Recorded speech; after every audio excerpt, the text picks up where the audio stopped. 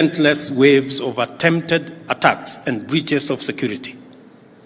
Data, as the currency of the new age, is ever in demand, and all sorts of entities employ all manner of strategies to obtain and leverage on it.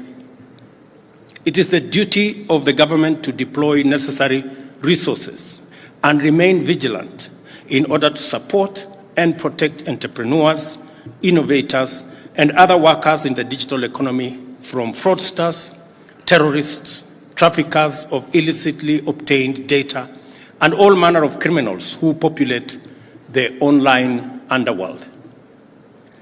It is worthwhile, therefore, to reflect about the opportunities as well as the threats present in the digital economy on one hand, and the methods and strategies of promoting and protecting legitimate actors while deterring and suppressing malevolent agencies on the other hand.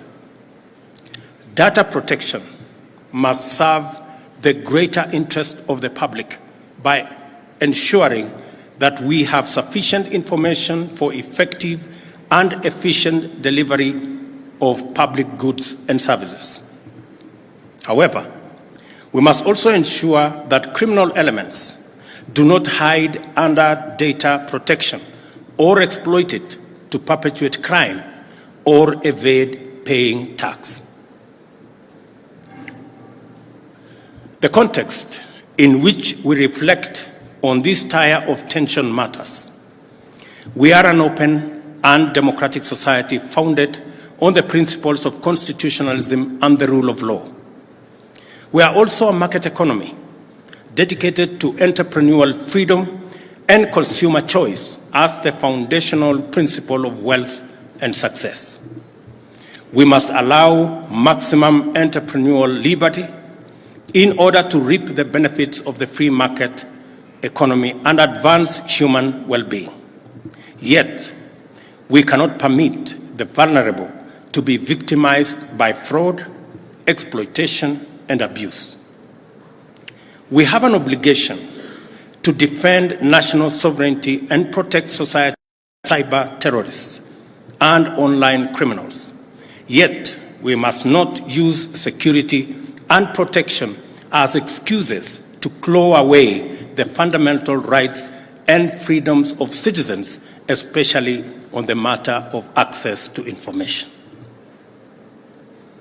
It seems to me, then, that it is important for all stakeholders in the data sector to always be conscious of limits. What are the constitutionally recognized and practically unavoidable limits to freedom of expression, freedom of information, and the right to privacy, as well as the state's authority in respect to all this? There must be a balance.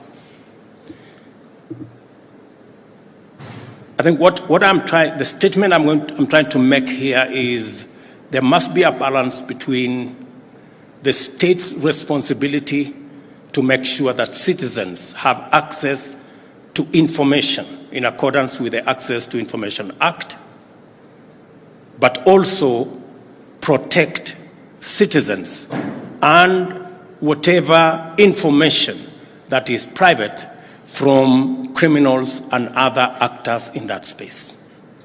So there must be a balance between access to information on one hand and protection of privacy on another hand. And the nexus between those two, the nexus between access to information and protection of data and information, is the balance that will give us the right equilibrium for government to access legally useful information for public good and for citizens,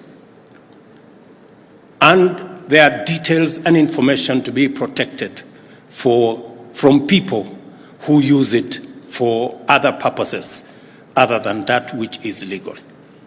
And that's the balance that the ministry, the various departments, and especially our dear Commissioner must keep balancing so that we are in good space.